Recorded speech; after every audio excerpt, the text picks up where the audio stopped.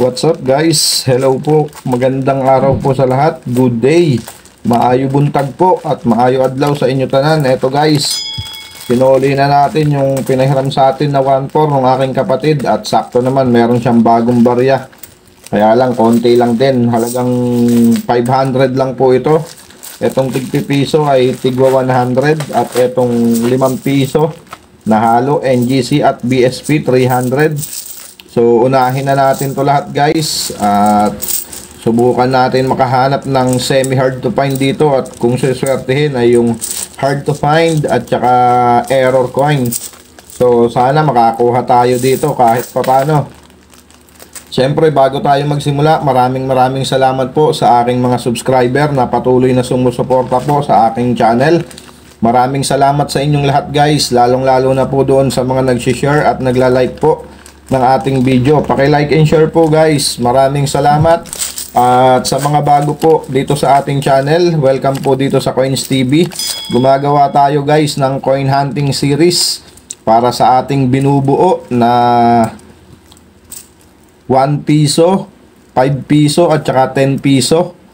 So dito tayo hunting ngayon sa 5 piso na BSP at NGC. So halo sila. Sa NGC naman wala tayong gaanong hinahanap guys bukod dun sa pros at error. Dito sa BSP yan marami, 2006 hard to find 7 and 8 at yung mga semi hard to find na 1999, year 2000 at year 2007. So sana kahit semi hard to find makadali tayo at kung saswertehin syempre yung inaasam natin na hard to find at yung mga error coin. So tara guys, ubusin na natin tong tigli 5 piso na to.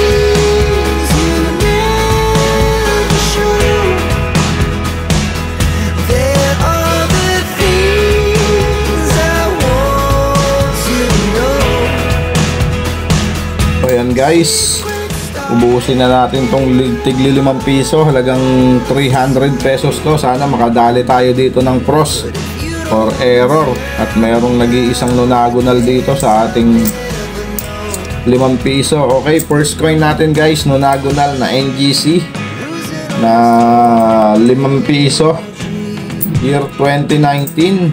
So common yan. Sana makadali tayo dito ng pros at nung nakaraan naka-jackpot tayo, nakakuha tayo ng year 2018 na pros na mahirap talaga ring makita. Next coin natin, ano nga, hindi ko na makita, year 2018 common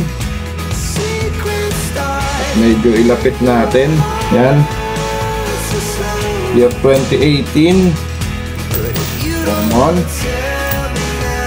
Next coin, year 2019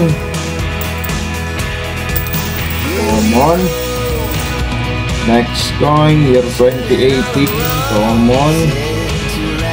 And another one, hindi na maganda kanyang condition. Next coin natin, year 2019 reverse cross ang hinahanap natin dyan sa year 2019 NGC na 5 piso. Kaya ang mahirap makita dito guys yung cross na year 2018. Yung 2019 madalas nating makita yan. And next coin natin year 2020 at kompleto na tayo nyan. Common lang din ang year 2020 na round shape. Next coin natin, year 2018. Siyempre, maraming salamat po sa mga kapwa ko coin hunter dyan at sa mga idol natin na coin collector. Maging sa mga silent viewer natin, maraming salamat po sa inyong lahat. Okay, proceed na tayo guys. Next coin natin, year 2018. Common. Next coin, another one. 2018 and another one. So common. Next coin 2019 common and 2019 year 2019 ulit. At ang ating last coin guys sa ating first batch year 2019. At ayan, bokya tayo dito sa first batch. So subukan natin dito sa pangalawa. Yan, at marami-raming nonagonal dito guys. So pipiliin natin yung nonagonal at sila ay atin nang unahin. Yan, 4 na piraso lang. Okay, first coin natin dito sa ating second batch nonagonal 2019 common. Next coin year 2020 at kompleto na rin tayo niyan nonagonal. So ang hinahanap natin dyan kung meron ng year 2021 dahil kulang pa tayo nun, at meron na rin tayo nun guys year 2021. Next coin natin year 20 ba yan? Hindi ko makita guys, sisilipin ko lang. Year 2019 so common. At dito na nga tayo sa mga round shape. Next coin natin 2019 common, 2019 common, 2018 next coin another 2018 common and 20. Silipin ko lang to guys. So wala naman special. Common. Next coin year 2017. So common lang din yan.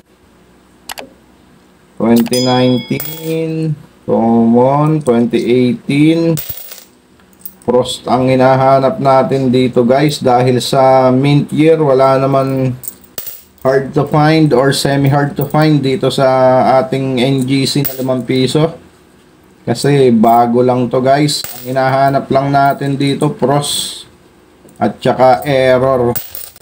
So yun lang yung ating pwedeng mahunt dito sa NGC na 5 piso natin. Okay.